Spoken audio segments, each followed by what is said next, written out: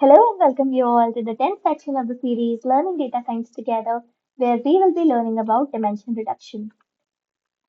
So, dimension reduction is a process in data science and ML which aims at reducing the number of features in a data set while retaining as much of the relevant information as possible. हम कम sources में से ज्यादा information को retrieve करने के लिए dimension reduction वाली चीज का यूज करते हैं. It helps in simplifying models, improving computational efficiency, and reducing multicollinearity, where predictor variables are highly correlated to each other. Two primary techniques for dimension reduction are identifying multicollinearity and applying principal component analysis, also known as PCA. Let us start with identifying multicollinearity. It occurs when two or more predictor variables are highly correlated, which can skew the result of the regression analysis by making it difficult to isolate the effect of each predictor. A common method for identifying multicollinearity is calculating the variance inflation factor, also known as VIF, where higher values indicate greater correlation. तो हमें वैसी values कम चाहिए होती है जिसमें correlation ज्यादा हो, so that हमारा जो एनालिसिस है वो इजियर बन जाए. अब इसका कोड देखते हैं. सबसे पहले हम लाइब्रेरीज इंपोर्ट कर लेंगे जो भी रिक्वायर्ड है. numpy pandas, then stats models APIs में से हम पूरी की पूरी लाइब्रेरी को इंपोर्ट करेंगे as sm. Then stats models dot stats dot outliers underscore influence में से we are importing the variance inflation factor के लिए function, and then data set में से मेक रिग्रेशन वाले फंक्शन को इंपोर्ट करें. So it is a helper function. कौन सा वाला? Make underscore regression, which will generate a synthetic regression data set for testing. बाकी मोस्टली अंडरस्टैंडेबल है. जो अपना स्टैट्स मॉडल्स डॉट एपीआई वाला है, it will import the stats models which is a statistical library that provides tools for creating statistical models. Then data structures, mathematical calculation, data set के लिए PD और NP, that is pandas and numpy. और variance inflation factor के लिए हमने कहाँ से import किया है? stats models dot stats dot outliers underscore influence में से VIF को import किया है, so that we can calculate the VIF, which is useful for checking the multicollinearity. Coming to the main part of the code. सबसे पहले हम sample data set को generate कर रहे हैं जिसमें मल्टीकोलिनियरिटी है. इसमें n फीचर्स रखे हैं, नॉइज 0.1 रखा है, 100 सैंपल्स लिए हैं. n फीचर्स हमारे कितने हैं? n मतलब 5 है यहाँ पे, so we are taking 5 features. Then उसे का एक डेटा फ्रेम क्रिएट कर लिया. Then we are adding correlation by creating highly correlated feature. हमने एक हाईली कोरिलेटेड फीचर क्रिएट कर लिया है यहाँ पे खुद से. Then we are calculating the VIF for each feature. VIF वाले डेटा में डेटा फ्रेम को लोड किया एंड देन फीचर में कॉलम्स ले लिए. उसके बाद VIF अंडरस्कोर डेटा के ब्रैकेट में VIF वाला कॉलम देके we are adding this thing, that is VIF variance inflation factor का कैलकुलेशन. वो कैसे कैलकुलेट कर रहा है we will see in a couple of minutes. Let me just run it once and get back. और ये last में print कर रहा है अपना VIF डेटा. तो ये हमारा फाइनल आउटपुट कुछ ऐसा दिखने वाला है जिसमें हमारे पास कुछ फीचर्स है एंड देन उनके अगेंस्ट उनका VIF है.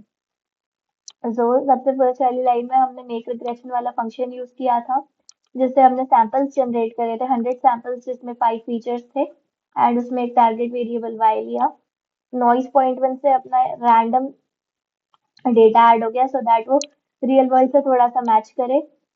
DF में हमने एक डेटा फ्रेम क्रिएट कर लिया so that it will convert X into pandas data frame जिसपे हम बाद में वर्क कर सकते हैं.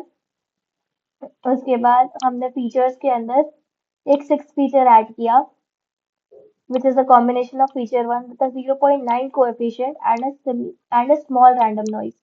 This creates a multicollinearity by making feature 6 highly correlated with feature 1. ये हमने explicitly किया है for this demonstration. And then एक एम्प्टी डेटा फ्रेम हमने इनिशियलाइज कर ली जिसमें हम VIF के रिजल्ट्स को स्टोर करेंगे. तो हमने VIF अंडरस्कोर डेटा के फीचर वाले कॉलम में df डॉट कॉलम्स कैसे डाला है. So here we are adding a feature column listing each feature name in the data frame df. तो इसमें जो डेटा फ्रेम अपनी df थी जो ऊपर क्रिएट करी थी उसके सारे फीचर के नेम्स ये फीचर वाले कॉलम में आ जाएंगे. And then we are calculating the VIF for each feature. Variance inflation factor के ब्रैकेट में df dot values comma I से, जिसमें I अपना क्या है, I is the index. So ये कैलकुलेट करेगा VIF for each feature at index I. और अगर अपना VIF is greater than 10, which means there is high multicollinearity. So it will suggest that the feature is highly correlated with others and could be a candidate for removal.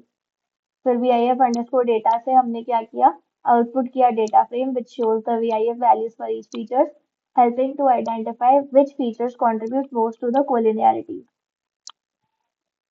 So ये हमारा feature 1 और feature 6 they are highly correlated, बहुत ही ज्यादा close आ रहा है इनका VIF value. तो इसमें से हम एक आध फीचर को रिमूवल के लिए रख सकते हैं, कंसीडर कर सकते हैं. तो इन शॉर्ट हमने क्या किया है, इस कोड में एक सैम्पल डेटा सेट क्रिएट किया जिसमें हमने मल्टीकोलिनियरिटी भी ऐड करी.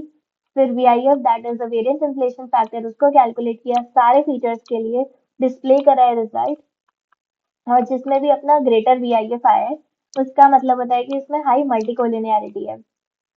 एंड इसमें तीन मेन फंक्शंस कौन से यूज किए, make underscore regression to generate a synthetic data for testing and simulating a regression data set.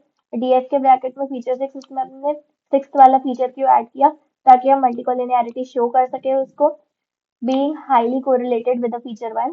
And variance underscore inflation underscore factor वाले कैलकुलेट फंक्शन से we are calculating the VIF, जिससे अपने को multicollinearity का idea मिलेगा. So the VIF table जो हमने output में देखी थी showing each feature with its calculated VIF value, and जिसमें भी 10 से ज्यादा है उसका मतलब होता है कि हाईली मल्टीकोलिनियर है वो, एंड उसको हम रिमूवल के लिए कंसीडर कर सकते हैं as a very good candidate.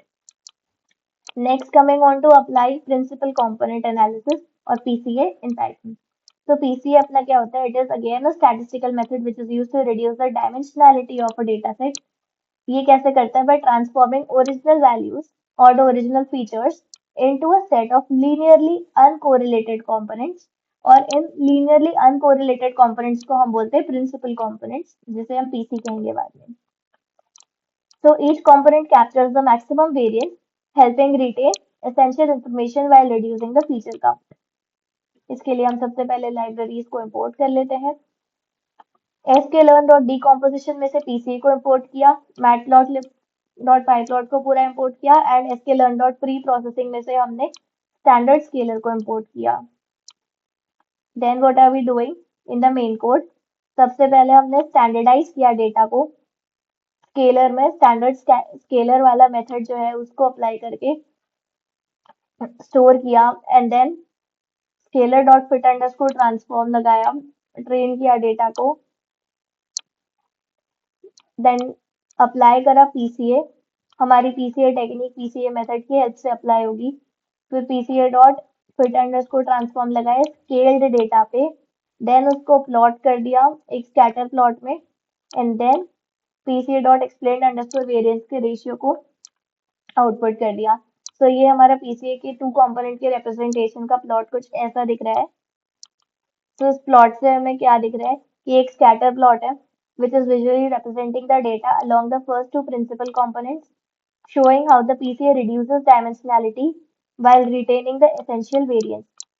Clusters और patterns may be visible here. तो यहाँ पे दिख रहे हैं different clusters and patterns. अगर ध्यान से देखा जाए तो बीच में एक चीज है जो बहुत ज्यादा जगह ले रही है, मतलब बहुत सारे पॉइंट्स एक जगह पे आ रहे हैं. So ऐसे अपन क्लस्टर्स और पैटर्न्स को आइडेंटिफाई कर सकते हैं because they are apparently visible. And also the explained variance ratio is listing the percentage of variance retained by each principal component, indicating how much information is preserved. कि यहाँ पे हमारा कितना इंफॉर्मेशन प्रिजर्व हो रहा है ये वाला रेशियो बता रहे हैं. तो इन शॉर्ट हमने क्या किया है इस कोड में हमने कोड को स्टैंडर्डाइज, डेटा को स्टैंडर्डाइज किया, PCA को अप्लाई किया to reduce it to 2 principal components, and then visualize the data in 2 dimensions. The explained variance ratio XVR is indicating the proportion of variance captured by each PC. तो standard scaler वाला function जो first line में लगाया था वो क्या कर रहा है, it is scaling the features to have zero mean and unit variance preparing for PCA. Here we are using the standard scalar function जिसमें जीरो मीन वाला वैल्यूज को वो स्टोर करेगा, zero mean and unit variance वाले को, features को. Then PCA वाला function is specifying the number of components for dimensionality reduction. इसमें एन अंडरस्कोर कंपोनेंट्स में डायमेंशनैलिटी रिडक्शन के बाद हमें टोटल कितने कंपोनेंट्स चाहिए, we are specifying that. Then PCA dot fit underscore transform से we are transforming the data into new principal component space. Then plotting of scatter plot plt.scatter से at pca.explained underscore variance underscore ratio से we are displaying the variance explained by each principal component. And then हमने जो scatter plot use किया है उसमें c is equal to blue दिया था, so that points की color we get as blue, h color k से अपना आता है black edges, and s is equal to 50 sets the size of each data point. तो हमारा 50 अपना सेट है फॉर ईच डेटा पॉइंट का size. And then we have labels as X and Y. PCA two component representation के main label being and X label और Y label. PCA two component representation अपना title हो गया. प्रिंसिपल कंपोनेंट 1 अपना x axis का label हो गया, एंड देन अपना वाई लेबल हो गया पीसीए कंपोनेंट 2. एंड बीच में उनके रिलेशन का स्कैटर प्लॉट है जिसमें अपनी डायमेंशन 2 है, and it has also been reduced to 2 dimensions. So in conclusion we can say that multicollinearity identification में हम VIF को यूज करते हैं multicollinearity को डिटेक्ट करने में, जिसमें अपना ज्यादा VIF होता है 10 से, वो हाईली मल्टीकोलिनियर होते हैं. It will help us in building models with independent features for stable predictions.